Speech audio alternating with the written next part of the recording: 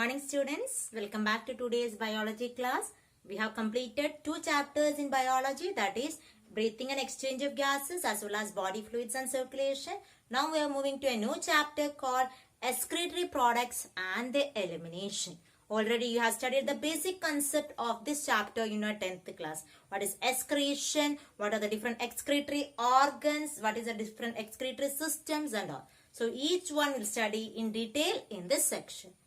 So first of all, what do you mean by excretion? Excretion is a process of elimination of nitrogenous waste from the tissues. Elimination of nitrogenous waste from the tissue. The nitrogenous waste are of 3 types. There are 3 types of nitrogenous wastes. They are ammonia, urea and uric acid. Ammonia, urea and uric acid. We'll see about the different types of excretion, that is ammonotelism, ureotelism and uricotelism. First we'll see about ammonotelism.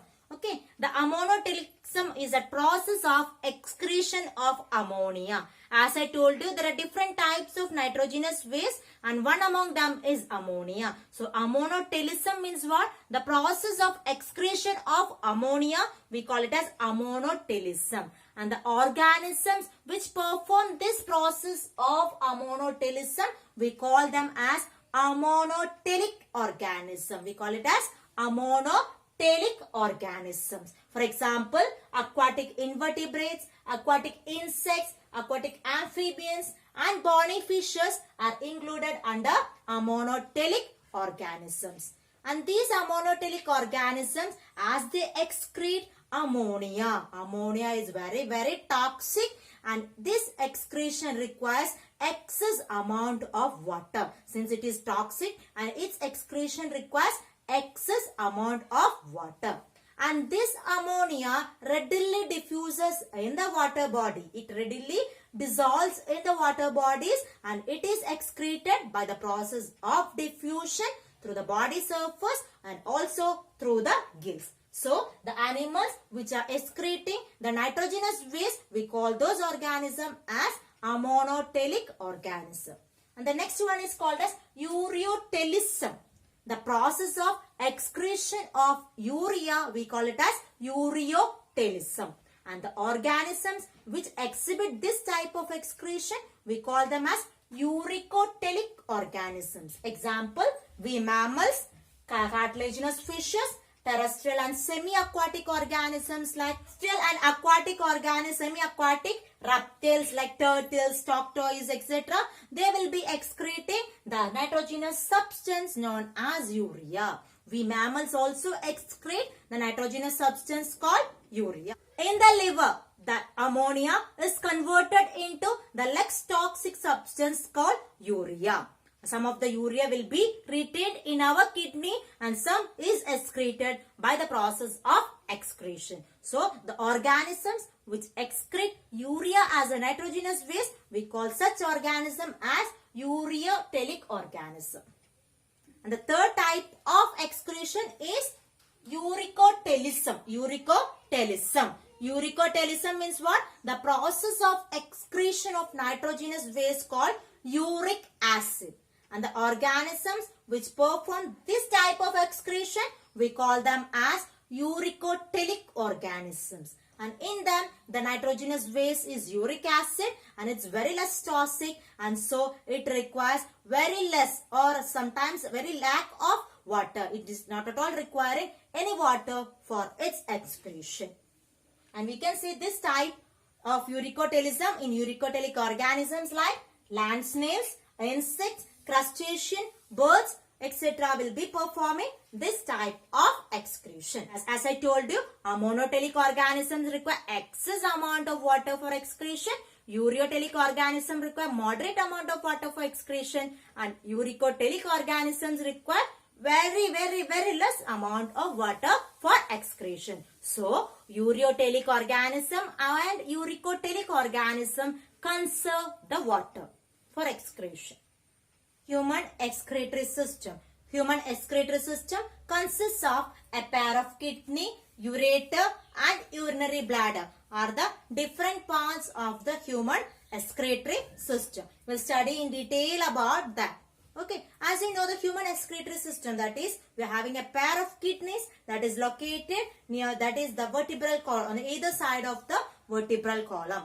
This is of a pair of kidneys, that is reddish brown in color, and the shape of the kidney, it is bean shaped or pear shaped. So it is reddish brown in color and bean shaped kidney located in the abdominal cavity of our body, that is on the either side of the vertebral column, that is the level of last thoracic vertebrae and the third lumbar vertebrae. We can see the kidneys are located. Now we'll see the measurement, or how much is the size of the kidney. And each kidney, these are the kidneys, and each kidney is having a length of nearly 10 to 12 centimeter.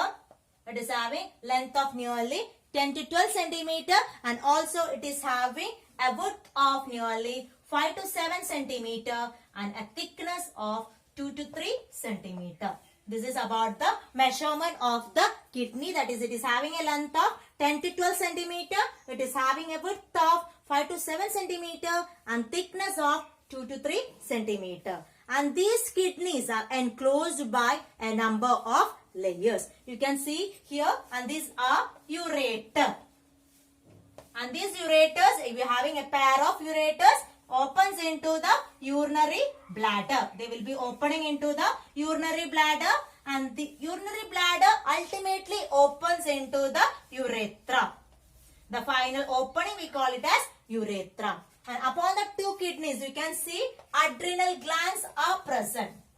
Adrenal glands, and these adrenal glands will be producing a hormone called adrenaline, or adrenal hormones are produced by the adrenal glands. You can see the position also, it's little bit different, that is the size of the kidney as well as position is also, one is little higher and the other is little lower in position, and this is called as the renal artery. Renal artery, which will be bringing the blood, as well as we can see renal vein is also there, which carries the blood. Okay, and this is the dorsal aorta. This is the dorsal aorta. So these are the parts of the human excretory system, that is a pair of kidney, ureter, urinary bladder and urethra. As I told, the measurement of the kidney, the weight of the kidney is 120 to 170 gram. Length is 10 to 12 centimeter, width 5 to 7 centimeter, thickness 2 to 3 centimeter, and it is having a weight of 120 to 170 grams. Study the longitudinal section of the kidney, as we have discussed about the shape of the kidney, structure of the kidney, measurement and all, and how much it weighs and all we have discussed. And now this is the longitudinal section of the kidney. When we take a longitudinal section of the kidney, we can see all these following parts. So first of all, you see the kidneys are enclosed by 3 layers. They are enclosed by more than, that is 3 layers. They are enclosed by 3 layers, and they are known as renal capsule. And they are known as renal capsule. And the concave end of this kidney, this is a concave end. You can see within the concave end there is a hinge, or there is a projection. We call it as hilum. This area we call it as hilum. And this hilum leads into another region. This area we call it as renal pelvis. Renal pelvis leads into a concavity that is known as renal pelvis. And these are renal artery and the renal vein, which will be supplying the blood and receiving back the blood and all. And you can see this kidney is made up of 2 regions.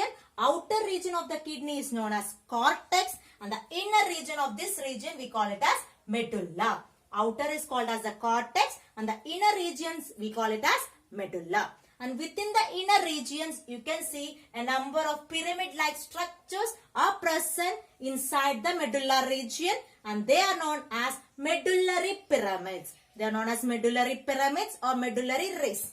Okay, inside the medulla, pyramid-like structures, we call it as medullary pyramids.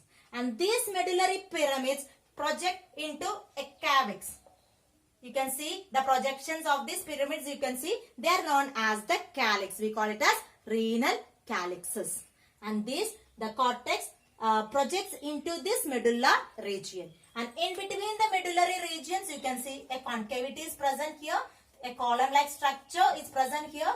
And these are known as renal column or columns of Bertini, which is present in between the medullary pyramids. So these are the parts of the section, or when we take a longitudinal section of the kidney, we can see all these parts. And this kidney, from the kidney leads the ureter.